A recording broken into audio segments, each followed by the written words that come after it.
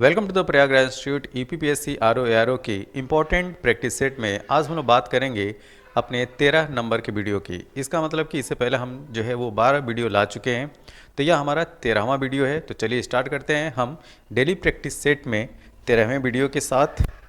यह हमारे सामने पहला प्रश्न है। पहला प्रश्न हिस्ट्री से है और ये मिडावल हिस्ट्री का है क्वेश्चन ये है कि बाबरनामा, ठीक है, बाबरनामा का अंग्रेजी में अनुवाद किसने किया था। ठीक है, तो यहाँ पे ध्यान देने वाली बात यह है कि बाबरनामा आत्मकथा थी जो ओरिजिनल तुझके बाबरी के नाम से लिखी गई थी, और चूंकि ये आत्मकथा है तो इसका लेखक कौन होगा, बाबर था। ठीक, तो बाबर ने अपनी आत्मकथा तुर्की लैंग्वेज में तुझके बाबरी नाम से लिखा था।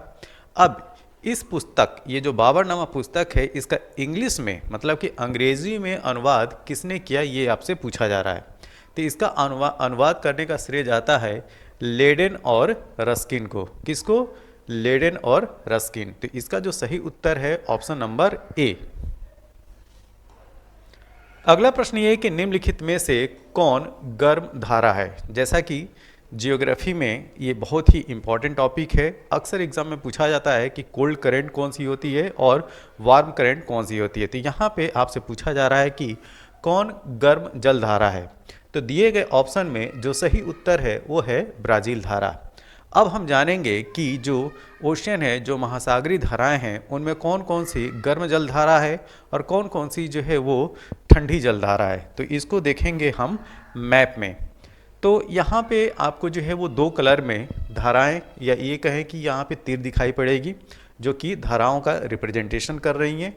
तो जो रेड कलर में है, जो रेड कलर में जो आपको तीर दिखाई पड़ रहे हैं वो गर्म जल धाराओं की को इंगित कर रहे हैं, और जो ब्लू कलर में ये दिखाई पड़ रहा है इस तरीके, ये सब जो है वो ठंडी जल धाराओं को इंगित कर रहे हैं। ठीक है, एक और चीज़, अगर आपको गर्म जलधारा और ठंडी जलधारा की पहचान करना है तो जो इक्वेटर, जैसे यहाँ से अगर देखा जाए तो ये जो पॉइंट होगा ये इक्वेटर वाला होगा। ठीक है, तो इस बेल्ट के इधर आने वाली, मतलब कि इक्वेटर से पोल की तरफ जो जाने वाली जो धाराएं होंगी वो गर्म जल धाराएं होंगी।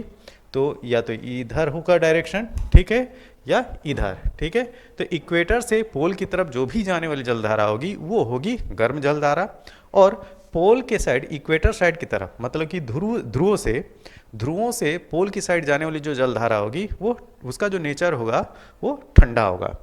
तो यहाँ पे जो रेड कलर में है उनको हम देखते हैं वो गर्म जलधारा है। ठीक है, जैसे कुरोसियो, ठीक, कुरोसियो क्या है, गर्म जलधारा है।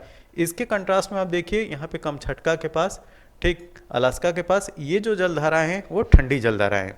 तो जो गर्म जलधाराएं उनको देख लेते हैं, तो ये हो गया कुरोसियो। फिर equatorial counter current, north equatorial current जो है वो भी गर्म जलधारा है। ईस्ट ऑस्ट्रेलियन करंट ये भी गर्म जलधारा है। साउथ इक्वेटोरियल गर्म जलधारा है। अब इसी क्रम में यहाँ पे जो प्रश्न में दिया गया था ब्राज़ील, जो ब्राज़ील जलधारा है ये भी जो है वो वार्म करंट है, मतलब कि गर्म जलधारा है।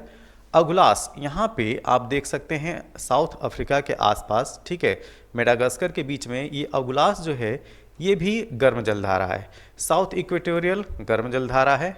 तो ये आपने जो है कुछ गर्म जलधाराओं को देखा। फिर अगर हम अटलांटिक, नॉर्थ अटलांटिक ओशियन की बात करें तो ये जो गल्फ स्ट्रीम है काफ़ी इंपॉर्टेंट है, अक्सर पूछा भी जाता है। गल्फ स्ट्रीम भी एक गर्म जलधारा है। नॉर्थ अटलांटिक ये भी गर्म जलधारा है। नॉर्वेजियन करंट भी गर्म जलधारा है। ठीक है, अब इसी के साथ हम लोग जो है जो ठंडी जलधारा हैं उनको भी देख लेते हैं। तो जो ठंडी जलधाराएं हैं इनके लिए मैं कलर जो है वो चेंज कर देता हूँ। इनके लिए कलर ये ले लेते हैं। ठीक है, जो ठंडी जलधारा, जैसे यहाँ पे ये कैलिफोर्निया करंट है, ये जो है ठंडी जलधारा है। इधर कैनरी जो करंट है ये भी ठंडी जलधारा है। इसके साथ में जो पेरू करंट है, ठीक है, यहाँ पे ये पेरू है। अगर हम सदर्न अमेरिका की बात किया जाए तो उसका जो सदर्न अमेरिका का जो वेस्टर्न कोस्ट है, यहाँ पे आप देख सकते हैं पेरू करंट जो है वो बहती है, जिसको हम्बोल्ट करंट भी बोलते हैं। ये एक ठंडी जलधारा है। अब थोड़ा सा दूसरे मैप में कुछ और जलधाराओं को देखते हैं। ठीक, अगुलास ये तो देख चुके थे कि जो ये जो इक्वेटर से इधर पोल की साइड में आती है। ईस्ट अफ्रीका के तरफ, मतलब कि सदर्न अफ्रीका में, इधर ईस्ट साइड में। तो ये अगुलास जो है वो गर्म जलधारा है। अब यहीं पे ये है बेंगुला करेंट, ठीक है। बेंगुला करेंट जो है ये ठंडी जलधारा है, बेंगुला। और ये पेरू, उस डायग्राम में हमने देखा पेरू क्या है, ये ठंडी जलधारा है। अब यहाँ पे देखिए जो कुरोशियो था वो गर्म जलधारा थी, लेकिन इसके कंट्रास्ट में इधर से देखिए ये जो आ रही है ओयोसियो, ठीक। ओयोसियो जो है वो जापान सी में ये ठंडी जलधारा है। क्या है? ओयोसियो, बहुत इंपॉर्टेंट है ये, इसको जरूर याद रखिएगा, ठीक। ओयोसियो जो है वो ठंडी जलधारा है। तो इस तरीके से एक ओवरव्यू था ठंडी और गर्म जलधाराओं का, जो कि ओशियन में प्रभावित होती रहती हैं। तो ये जो है काफ़ी इंपॉर्टेंट टॉपिक था, इसको ध्यान में रखिएगा। अब चलते हैं अगले प्रश्न की तरफ। हमारे सामने जो अगला प्रश्न है, अगला प्रश्न ये है कि मलमपूजा, ठीक है, मलमपूजा बांध किस नदी पर अवस्थित है? तो बहुत ही आसान सा प्रश्न है, ठीक। जैसा नाम है कि मलमपूजा बांध, तो ये जो है मलमपूजा जो है वो उसी नदी पे बना हुआ है, मलमपूजा बांध। अब देखिए मलमपूजा, भरतपूजा, ठीक, ये जो दो नदियां हैं वो केरल की नदियां हैं। कहाँ की? केरल की नदी है। और यहाँ पे ये जो भरतपूजा है ये काफ़ी इंपॉर्टेंट रिवर है केरल की, तो ये याद रखिएगा। तो यहाँ पे आपसे प्रश्न पूछा गया था कि मलमपूजा बांध जो है वो किस नदी पे है? तो केरल की मलमपूजा, इस नदी पे जो है मलमपूजा बांध बनाया गया है। आप चलते हैं अगले प्रश्न की तरफ। चेरुथानी बांध, ठीक है, चेरुथानी बांध किस नदी पर अवस्थित है ये पूछा जा रहा है। तो ये भी जो है बांध केरल राज्य के पेरियार रिवर पे है। कौन सी रिवर? पेरियार रिवर। तो ऑप्शन ए इसका सही उत्तर है। अगला प्रश्न, चित्रकूट, ठीक है, चित्रकूट या चित्रकूट जलप्रपात स्थित है, ठीक है। ध्यान दीजिएगा, यह बस्तर जिले में, छत्तीसगढ़ के बस्तर जिले में इंद्रावती रिवर पे ये आपको देखने को मिलेगा चित्रकूट जलप्रपात। जो चित्रकूट जलप्रपात या जो वाटरफॉल है वो है छत्तीसगढ़ में इंद्रावती रिवर पे, बस्तर जिले में, ठीक है। तो ऑप्शन बी इसका सही उत्तर है। अगला प्रश्न जो है वो पश्चिमी घाट से संबंधित है। पश्चिमी घाट में यहाँ पे 3 स्टेटमेंट दिए हुए हैं, ठीक है। तो इन स्टेटमेंट पे जो है वो सोचना है और पता करना है कि ये तीनों स्टेटमेंट में कौन कौन से स्टेटमेंट जो कथन है वो सही हैं और कौन से गलत हैं। तो पहला स्टेटमेंट ये है कि यह एक भ्रंशोत्थ पर्वत है, ठीक है। क्या यह एक फॉल्ट, भ्रंशोत्थ मतलब कि जो जानते हैं कि 2 तरीके से जो है वो पर्वत बनते हैं, फोल्ड माउंटेन और फॉल्ट माउंटेन। जो फोल्ड माउंटेन होते हैं वो ट्रू माउंटेन्स कहलाते हैं, सत्य पर्वत कहलाते हैं, ठीक है। और जो फॉल्ट वाले होते हैं उनको जो है फॉल्स माउंटेन कहते हैं। तो यह एक भ्रंशोत्थ पर्वत है। जी हाँ, जो वेस्टर्न घाट है ये भ्रंशोत्थ पर्वत है, फॉल्ट की तरीके से ये जो है वो डेवलप हुआ है। तो ऑप्शन ए जो है वो सही है। इसका पूर्वी ढाल क्रमशः नीचा होता हुआ पठार है। जी हाँ, इसका जो ईस्टर्न साइड है वो जो है वो थोड़ा सा झुका हुआ है, वो ढलान है। इस वजह से ईस्टर्न फ्लोइंग रिवर भारत में सबसे ज़्यादा हैं। पेंसिल रिवर की अगर बात की जाए तो ईस्टर्न फ्लोइंग रिवर जो है उनकी संख्या ज़्यादा है और इसका कारण यह है। तो इसका जो पूर्वी ढाल है क्रमशः नीचा होता हुआ पठार है, यह सही है। इसका उत्तरी खंड लावा बेसाल्ट से आच्छादित है, ये भी सही है, ठीक। तो यहाँ पे तीनों के तीनों स्टेटमेंट सही हैं। तो इस तरीके से हमारा जो सही उत्तर होगा वो 1, 2 और 3। तो यहाँ पे सही उत्तर क्या हो गया? ऑप्शन नंबर डी यहाँ पे सही उत्तर है। अगला प्रश्न, गुप्त स्वर्ण मुद्रा, ठीक है, गुप्त स्वर्ण मुद्रा को कहा जाता था। तो गुप्त काल में जो स्वर्ण मुद्रा होती थी, गोल्ड कॉइन्स जो होते थे, गोल्ड करेंसी जो हुआ करती थी, उनको हम दिनार बोलते थे। क्या बोलते थे? दिनार। Option number B. निम्नलिखित में से कौन सा सही सुमेलित नहीं है? आपको बताना है कि कौन सा सही सुमेलित नहीं है। तो यहाँ पे 16 महाजनपदों में से 4 महाजनपद दिए गए हैं और उनके सामने उनकी राजधानी दी हुई है, ठीक है। तो अंग की राजधानी चंपा, ये जो है मेल है। कोसल की राजधानी अहिच्छत्र, ये गलत है, ठीक है। कोसल की राजधानी है श्रावस्ती। क्या है? कोसल की राजधानी है श्रावस्ती, न कि अहिच्छत्र। अहिच्छत्र किसकी राजधानी है? ये राजधानी है पांचाल महाजनपद की। वत्स की राजधानी कौशाम्बी, ये सही है। मत्स्य की विराटनगर, ये भी सही है। तो प्रश्न के अनुसार जो हमारा सही उत्तर होगा वो होगा ऑप्शन नंबर बी। अगला प्रश्न, महावीर स्वामी को किस नदी के तट पर ज्ञानोदय प्राप्त हुआ था? ठीक है, तो यह थी रिजुपालिका रिवर। ठीक है, रिजुपालिका नदी के किनारे महावीर स्वामी को ज्ञान की प्राप्ति हुई थी। और अगर आपसे पूछा जाए कि कौन से वृक्ष के नीचे उन्होंने तपस्या की थी, तो वो था साल का वृक्ष। ठीक है, तो साल के पेड़ के नीचे जो है उनको ज्ञान, और जो नदी का किनारा था वो नदी कौन सी थी? रिजुपालिका। अच्छा, ये जो साल का पेड़ है इसका बॉटनिकल नेम, होता है सोरिया रोबोस्टा। क्या? सोरिया रोबोस्टा, ये भी याद रखिएगा। ठीक है, नेक्स्ट, नीचे दो वक्तव्य दिए गए हैं जिनमें से एक को अभिकथन ए और दूसरे को कारण आर कहा जाता है। ठीक है, तो जो कथन है वो क्या है, स्टेटमेंट क्या है? तो स्टेटमेंट यह है कि सातवाहन काल में संस्कृत के साथ प्राकृत व अन्य लोक भाषाओं का विकास हुआ। क्या ये स्टेटमेंट सही है? जी हाँ, ये जो स्टेटमेंट है वो सही है कि सातवाहन काल में संस्कृत के साथ प्राकृत तथा अन्य भाषाओं का भी विकास हुआ है, ये तो सही है।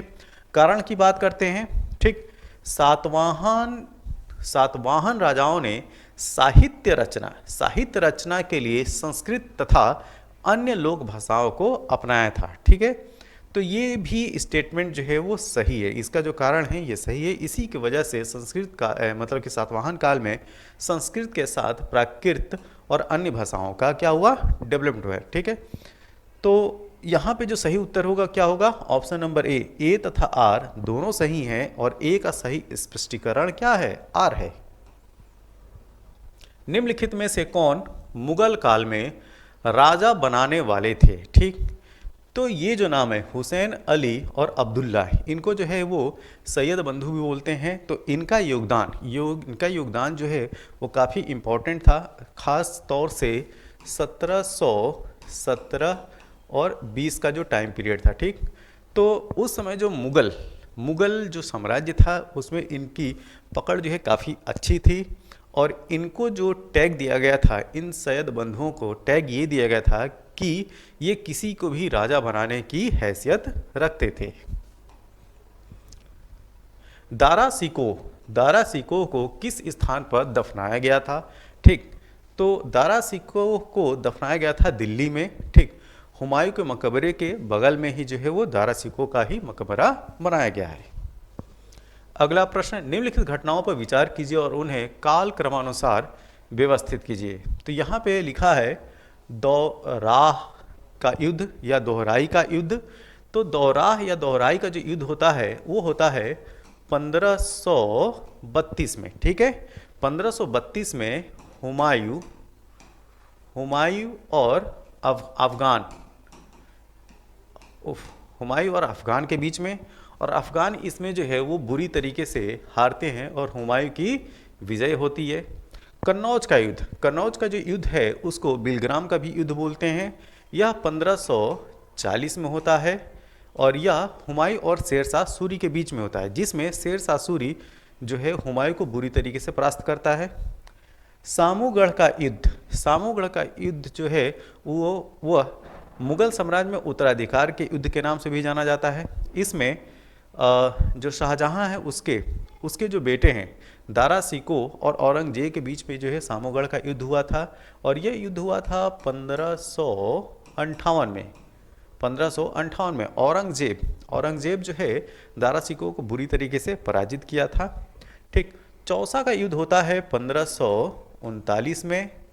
1539 हुमायूं और शेरशाह सूरी के बीच में। शेरशाह सूरी की काफ़ी अच्छी खासी विजय होती है, बुरी तरीके से हुमायूं परास्त होता है यहाँ पे। ठीक, तो ये जो है वो डेट आ चुके हैं। अब इसको जो है हम अरेंज कर सकते हैं। तो यहाँ पे दिए गए जो ऑप्शन है, सबसे पहले नंबर पे क्या आएगा पहला, फिर चौथा,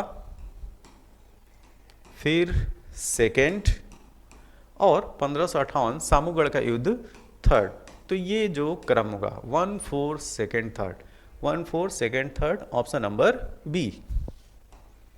अगला प्रश्न, निम्न में से कौन जिंदा पीर के नाम से जाना जाता था? ठीक है, तो मुगल बादशाहों में जो औरंगजेब था उसको जिंदा पीर बोलते थे। क्योंकि वो इस्लामिक जो कानून है या कुरान है उनकी बातों को जो है वो एकदम विधिवत जो है उसको फॉलो करता था, इस वजह से उसको उसको जो है जिंदा पीर के नाम से लोग पुकारते थे। अगला प्रश्न, निम्नलिखित घटनाओं पर विचार कीजिए और उन्हें कालक्रमानुसार व्यवस्थित कीजिए। ठीक है, तो यहाँ पे 4 जो है इवेंट्स हैं और इन इवेंट्स को आपको बताना है कि ये कब कब हुए और उनको एक क्रम में सजाना है। ठीक है, तो क्रिप्स मिशन कब आता है? क्रिप्स मिशन आता है 1942 में। ठीक है, अगस्त प्रस्ताव 8 अगस्त 1940, नेहरू रिपोर्ट 1928, वेबल योजना ये जून 1945 की है। ठीक है, जून 1945। तो ये जो है डेट आ चुकी है, अब इसको जो है अरेंज कर देते हैं। तो सबसे पहले क्या आएगा? नेहरू रिपोर्ट 3, उसके बाद 2, उसके बाद क्रिप्स मिशन आता है 1 और वेबल योजना 1945 की है, जून 1945, मतलब कि 4, 3 2 1 4, 3 2 1 4। यस, ऑप्शन नंबर बी इसका जो है वो सही उत्तर है। अगला प्रश्न, यहाँ पे लिस्ट 1 दी हुई है और लिस्ट 2, आपको लिस्ट 1 के साथ लिस्ट 2 को जो है वो मैच करना है। अब हड़प्पा की खोज किसने की थी? तो हड़प्पा की खोज का श्रेय जाता है किसको? जी हाँ, हड़प्पा की खोज जाता है दयाराम साहनी को, DR साहनी। ये डेट भी याद रखिए 1923-24। ठीक, हस्तिनापुर की जो खोज का श्रेय जाता है वो है BB लाल, 1950-52 के टाइम पीरियड में ये हस्तिनापुर की खोज करते हैं। तक्षशिला की खोज का श्रेय जाता है जॉन मार्शल, 1913-1934 का टाइम पीरियड है इनका। कौसाम्बी का जो कौसाम्बी वाली जो साइट है उसकी खोज का श्रेय जाता है NG मजूमदार। ठीक, तो अब इसको जो है मैच करते हैं। हड़प्पा A के सामने 3, हस्तिनापुर BB लाल, तो B के आगे 4, तक्षशिला जॉन मार्शल, C के आगे 2, Kaushambi NG Majumdar 1, 3 4 2 1, 3 4 2 1। Yes, option number C इसका सही उत्तर है। अब चलते हैं अगले प्रश्न की तरफ। हमारे सामने जो अगला प्रश्न है वो भी जो है वो लिस्ट 1 मतलब सूची 1 और सूची 2। सूची 1 को जो है सूची 2 के साथ मिलाना है। सूची 1 में यहाँ पे जो है कुछ इंपॉर्टेंट जो शासक हैं या जो पर्सनालिटी है उनका नाम दिया हुआ है और वह किस वंश से संबंध रखते हैं वो आपको बताना है। तो डेमेट्रियस एक इंडो ग्रीक था, मतलब हिंद यूनानी था, तो ये हो गया 3, A के सामने हो गया 3। रुद्रदामन शक साम्राज्य का था, B के आगे 4। गोंडोफर्निस ये था पहलव, C के आगे 1। और वीम कड़फिस जो था वो कुषाण वंश का था, जिस वंश का कनिष्क था, तो D के सामने हो गया 2। तो 3 4 1 2, यहाँ पे जो सही उत्तर है वो है ऑप्शन नंबर C। अब चलते हैं अगले प्रश्न की तरफ। हमारे सामने जो अगला प्रश्न है कि निम्न में से कौन सा युग्म सुमेलित नहीं है, आपको बताना है कि कौन सा जो है वो मिसमैच है। ठीक है, लाहौर प्रस्ताव फजलुल हक का है, ये तो सही है। पीरपुर बहुत इंपॉर्टेंट है ये, पीरपुर रिपोर्ट राजा मोहम्मद मेहंदी, ठीक, बहुत ही इंपॉर्टेंट ये फैक्ट है। लाहौर प्रस्ताव याद रखिए फजलुल हक का है, पीरपुर रिपोर्ट राजा मोहम्मद मेहंदी का है। जनता की योजना, ठीक है, जिसको इंग्लिश में बोलते हैं पीपल्स प्लान, ये विनोबा भावे का नहीं है। ठीक है, ध्यान दीजिए, जनता की योजना जो है वो MN रॉय का है। ठीक, MN रॉय का फुल फॉर्म मतलब कि मनवेंद्र नारायण राय इनका जो है वो पूरा नाम था। तो जनता की योजना ये पीपल्स प्लान जो है वो किसका है? MN रॉय का है। तो यही क्या हो गया? सही सुमेलित नहीं है। तो प्रश्न के अनुसार जो C ऑप्शन है वो हमारा सही उत्तर होगा। अब देखिए, गांधीयन प्लान SN अग्रवाल, ठीक, तो SN अग्रवाल, श्रीमान नारायण अग्रवाल, ये गांधीयन प्लान जो है SN अग्रवाल ने दिया था, श्रीमान नारायण ने। तो ये मैच है। तो यहाँ पे जो सही उत्तर है वो क्या है? Option number C। अगला प्रश्न, अगला प्रश्न जो है वो कथन और कारण बेस है। ठीक, तो इसमें देखेंगे कि स्टेटमेंट क्या है, कथन क्या है। ब्रिटिश सरकार ने अगस्त 1932 में सांप्रदायिक पुरस्कार की घोषणा की, ये सही बात है। कारण क्या है, इसके तहत प्रत्येक अल्पसंख्यक समुदाय के लिए विधानमंडलों में कुछ सीटें सुरक्षित की गई थीं, जिसके लिए सदस्यों का चुनाव पृथक निर्वाचन मंडलों से होता था। ठीक है, तो देखिए ये दोनों के दोनों स्टेटमेंट तो सही है, लेकिन जो कथन है और यहाँ पे ये जो इसका कारण बताया जाए, कारण ये नहीं था। ठीक है, वो डिवाइड एंड रूल की पॉलिसी को जो है वो और आगे बढ़ाना चाह रहे थे, जो उन्होंने 1909 में जो बीज डाला था उसको और जो है वो पुख्ता करना चाह रहे थे। तो यहाँ पे जो इसका जो एक्सप्लेनेशन दिया जा रहा है, जो व्याख्या दी जा रही है, जो कारण दिया जा रहा है, वो सही नहीं है, जबकि स्टेटमेंट सही है। तो इस तरीके के जब प्रश्न आते हैं तो यहाँ पे जो हमारा सही उत्तर होता है वो क्या होता है, ए तथा आर दोनों सही हैं, किंतु ए का सही स्पष्टीकरण आर नहीं है। तो यहाँ पे अपना सही उत्तर होगा ऑप्शन नंबर बी। अगला प्रश्न, निम्नलिखित में से किस नदी का जल ग्रहण क्षेत्र सर्वाधिक है। यहाँ पे बताना है कि जो वाटर कैचमेंट एरिया है वो सबसे ज़्यादा इन 4 नदियों में किसका है। तो सबसे ज़्यादा जो वाटर कैचमेंट एरिया है वो सोन नदी का है, लगभग 70,000 स्क्वायर किलोमीटर का कैचमेंट एरिया है सोन नदी का। ठीक है, तो ऑप्शन नंबर बी यहाँ पे सही उत्तर है। अगला प्रश्न, निम्नलिखित में से किस फसल की रोपाई की जाती है। ठीक है, तो रोपाई बहुत ही आसान सा प्रश्न है, धान की रोपाई करते हैं। ठीक, तो यहाँ पे ऑप्शन नंबर बी, और धान जो है वो खरीफ की फसल है। अगला प्रश्न, सिंगरौली लघु जल विद्युत परियोजना अवस्थित है। तो यह अवस्थित है उत्तर प्रदेश में, और उत्तर प्रदेश के सोनभद्र जिले में। अगला प्रश्न, निम्नलिखित में से किस राज्य में काली मिर्च और इलायची का उत्पादन होता है। तो काली मिर्च और इलायची के लिए जो राज्य जाना जाता है वह राज्य है केरल। केरल जो है वह ऐसा राज्य है जहाँ पे काली मिर्च, जिसको इंग्लिश में ब्लैक पेपर बोलते हैं, और इलायची, जिसको कार्डेमम बोलते हैं, इन दोनों का प्रोडक्शन के लिए केरल जाना जाता है।